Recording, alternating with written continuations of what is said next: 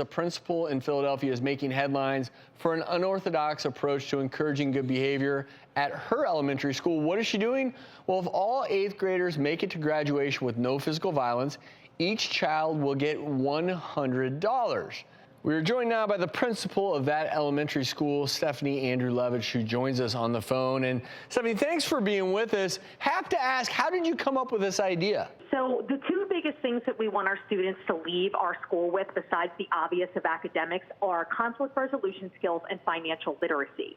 So this combines both. This gives our students the ability to be rewarded for doing something which is not an easy thing to do when you are a teenager, is always solve your problems in a peaceful way. And it also sets them up, if they're able to do so as a team, with a $100 bank account, which then begins their financial literacy journey and is also coupled with a whole month of financial literacy lesson plans. Can I enroll at your school? Right? Absolutely. It's too late for you.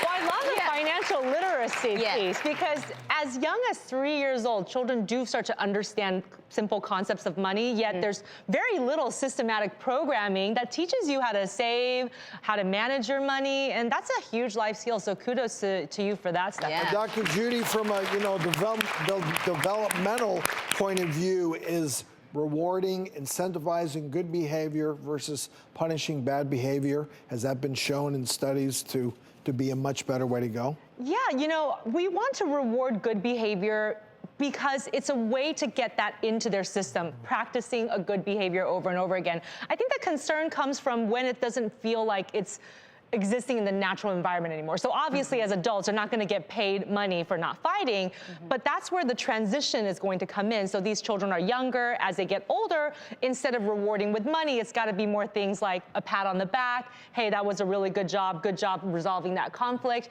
And so basically transitioning them more to what they're likely to encounter. And kids really do respond to money. I'm curious in this instance, Stephanie, how have the kids responded in terms of conflict resolution? So in the beginning, it was, I think, as you pointed out, it was obviously the excitement over what would come at the end if they made it up to June 9th, and we're at day 74. But we hear very little about the money now. Now it's become, we've taken away the stigma and the pride kind of that you may get from fighting, that status that can happen sometimes, and we've put the status to them in being peaceful and buying into that. So now you hear things like if rumors begin, or if negativity starts to spread, you hear, hey, come over here, come talk to me, let's walk into this room, let's chat, let's take a deep breath. They separate.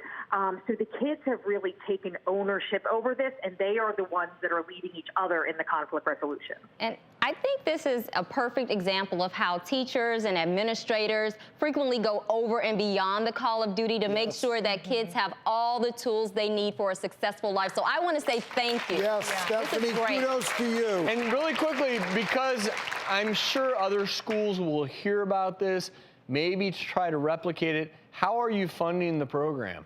Philadelphia has done something pretty amazing. A lot of times there's leeriness, I would say, of donating to a large school district or a very large business. So Philadelphia has established something called the Fund. So every school in Philadelphia has a Philly Fundamentals page where we directly list the projects that we have at our school. This is one of the Mitchell projects.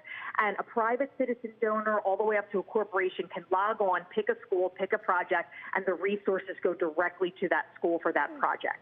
Really cool. Really Football good championship, schools that are leading the way.